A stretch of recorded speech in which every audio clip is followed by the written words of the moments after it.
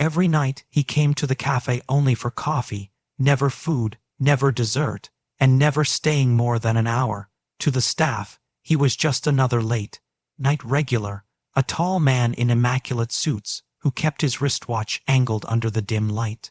But Mia, wiping down counters with aching hands and glancing nervously at the near-empty tip jar, noticed him differently. There was a mystery in the way he held his cup, staring into the steam as if searching for something he'd lost. She never knew he was the lonely millionaire CEO who owned half the buildings on the street, and she never guessed that his silent visits would collide with the fragile struggle of her own life, changing both of them forever. Mia was 32, a widow, and the weight of it showed. Her once long auburn hair now tied back in a messy bun with stray strands falling across her face. She still carried grace in the curve of her neck and the determined lift of her chin, but life had pressed itself into her posture. Her shoes were worn thin at the heels, the left sole patched with duct tape. At home in her cramped apartment, the fridge hummed almost apologetically, holding nothing but half a jar of peanut butter, 2 eggs, and a bruised apple. An eviction notice curled on the doorframe, paper yellowed at the edges, and her 7-year-old son, Daniel, tried not to ask why the heat clicked on only for an hour at night before shutting off again. That evening, Mia dragged herself into work through icy air that stung her cheeks. She forced a smile at customers, even as her wrists trembled from scrubbing dishes in water gone cold. The cafe lights glowed warmly against the dark street outside, neon letters flickering, promising warmth that barely extended beyond the register. Then he walked in, black coat, polished shoes that clicked softly against the floor, shoulders squared as though built of marble. He gave her a nod, voice steady but quiet. Coffee, black. She poured it into a paper cup, sliding it across with a tired hand.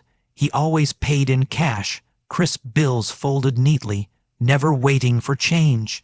Tonight she found herself watching him longer than usual as he sat by the window.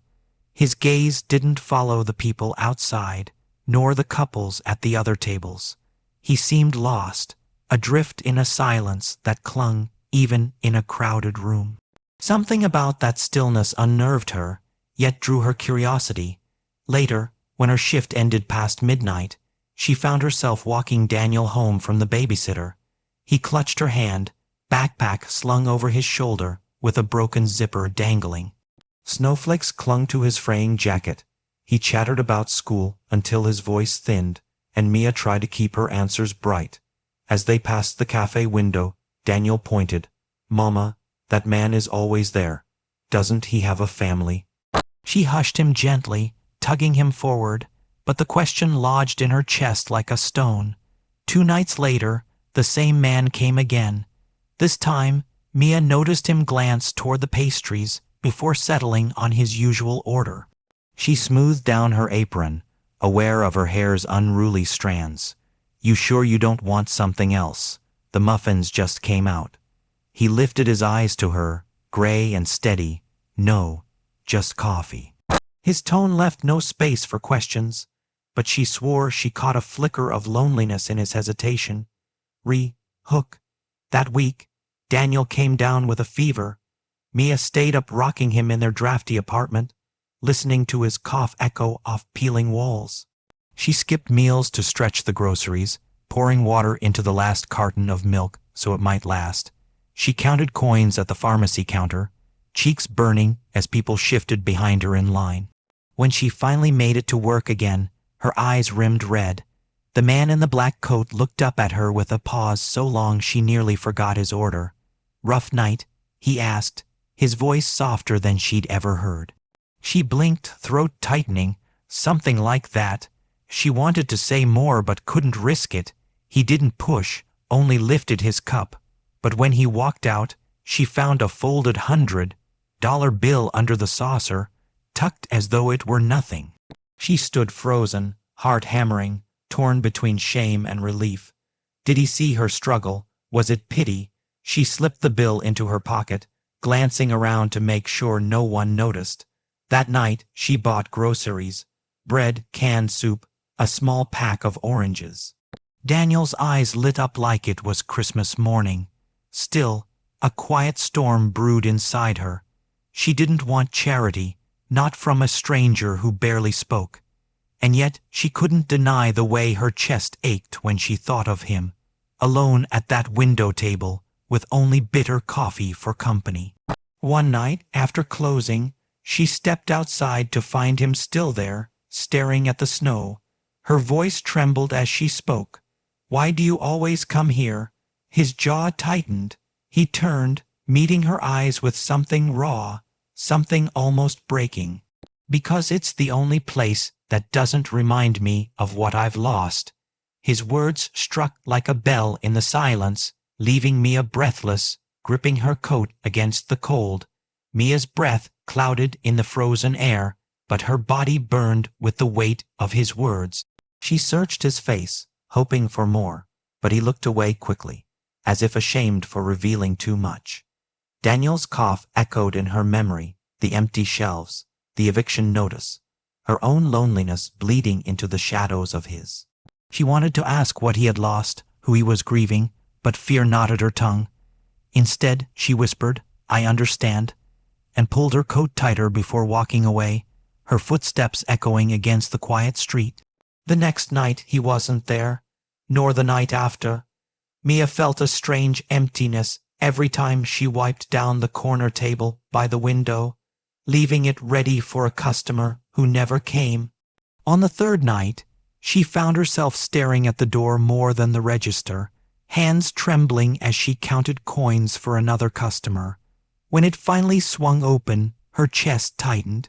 He walked in, with slower steps this time, the dark coat brushed with snow, and a little girl holding his hand. She was maybe 5, with curls peeking from under a pink knit hat, and eyes the same storm, gray as his. Mia blinked, almost dropping the coffee pot. He ordered the same, coffee, black, but softer now, almost apologetic, while the girl pressed her face against the glass case of muffins, and one blueberry muffin. His lips curved, a hesitant attempt at a smile. For the first time, Mia saw not a cold stranger, but a father trying to bridge a fragile world for his child. Later that night, when the cafe was empty except for them, the little girl's voice rang clear. "Daddy, can she sit with us?" Mia froze, rag in hand, glancing between them. His eyes flickered to hers, uncertain, then he nodded. She hesitated before sliding into the chair across from them, apron still tied around her waist. The girl introduced herself as Emma, talking with the blunt openness of children. She told me about her doll with a missing arm, how her mommy was gone, and how Daddy was always busy, but never smiled much anymore. Mia's throat closed around a sudden ache. The man, Nathan, she finally learned, listened in silence, fingers wrapped tightly around his cup. Hook. That night, Mia walked Daniel home, her mind whirling. She now knew his name, knew he carried grief like hers, but she still didn't know why a man who looked like wealth itself kept hiding in a corner cafe. Days later, the truth arrived not from him, but from a conversation she overheard at the counter. 2 women whispered about Nathan Cole, the elusive CEO whose company employed thousands across the city. "He's worth millions," one said, eyes wide. "Some say billions. His wife died last year. That's him, always keeps to himself." Mia felt her knees weaken, her world shifting under her. The man who slipped $100 bills beneath saucers was the very man whose glass towers overlooked her cramped street. She looked across the cafe that night at Nathan, who sat quietly with Emma, and for the first time she saw the absurd contrast, her shoes patched with duct tape, his shining leather polished to perfection. She had nothing, and he had everything, yet both sat bound by the same invisible loneliness. Still, she couldn't stop the guilt gnawing inside her. She didn't want to be another poor soul he pitied.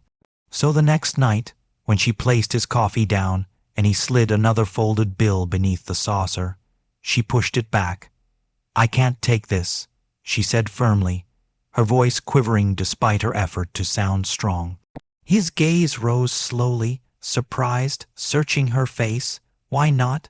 Because I'm not a charity case, she whispered, her throat tightening. I work, I'll figure it out. His lips pressed into a line, then softened. It's not charity, he said. It's gratitude for reminding me I'm still human. His words caught her off guard, her breath stalling. Weeks passed, and Nathan returned night after night, sometimes with Emma, sometimes alone. Mia and he exchanged more than glances now, snippets of conversation, fragments of grief stitched into small admissions. He learned about Daniel, about the empty fridge and the nights without heat. She learned about his wife, how she died suddenly, leaving him with a daughter he loved but struggled to reach. One late evening, Daniel came into the cafe, pale from fever, wrapped in his worn jacket. Mia had no choice.